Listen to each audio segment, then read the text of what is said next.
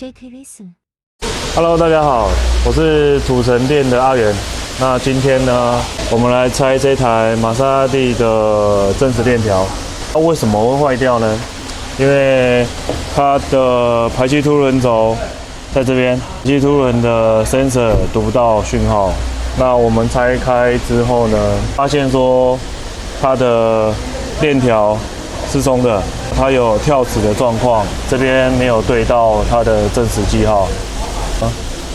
链条的滑板、滑轨也不见了，所以它整个都松的。顶杆它没有凸出来，所以它没有把链条盯紧，造成它跳齿的状况。所以它很多地方都有一些磨损的痕迹，像是这个链条这边都有磨损的痕迹。里面造成它有一些粉屑啦，机油里面有一些粉屑啦之类的。所以我们今天呢就要做拆除的动作。那等拆除完之后，我们再来拍这个影片。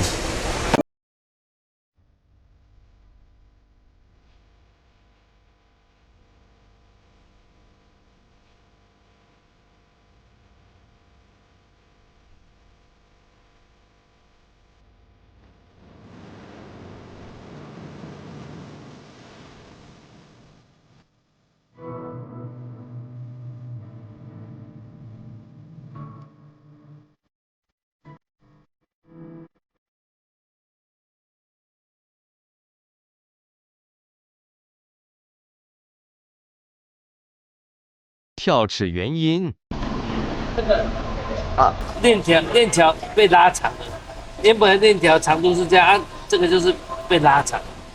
我这修改就是链条被拉长了，它的多了快1尺了。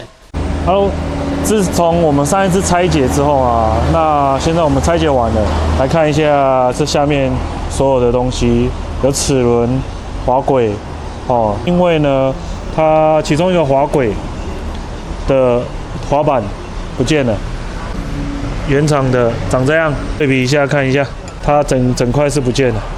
好，那再来呢，就是链条，可以看过来这边，链条的话，这条颜色比较浅的是新的，那这2条呢都是旧的，它都有比新的再多一点点，它的齿条大概多1尺，对。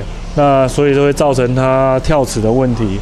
跳齿呢，它的一些像是齿盘啊，它这边都有一些刮伤之类的，我们都一并把它换成新的，所有的料件都在这里。接下来呢，就要处理它的一些残胶类啊，一些油啊之类的，我们之后再做拍摄煮好的影片。拜拜。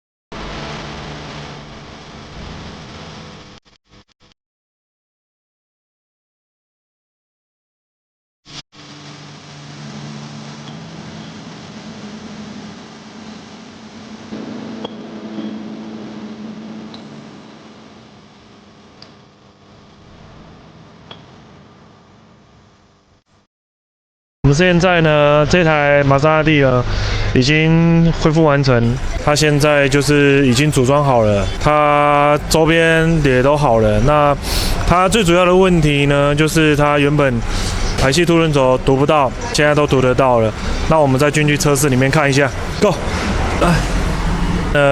我们现在已经完成了，现在来发个动。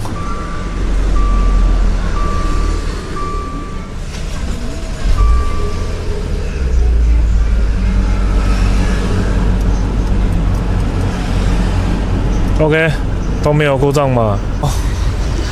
它原本车子会有一些抖动的问题，看一下，它现在的引擎都非常的顺，没有什么任何奇怪的声音或者是抖动的问题。现在这个问题呢，算是完全解决了。OK。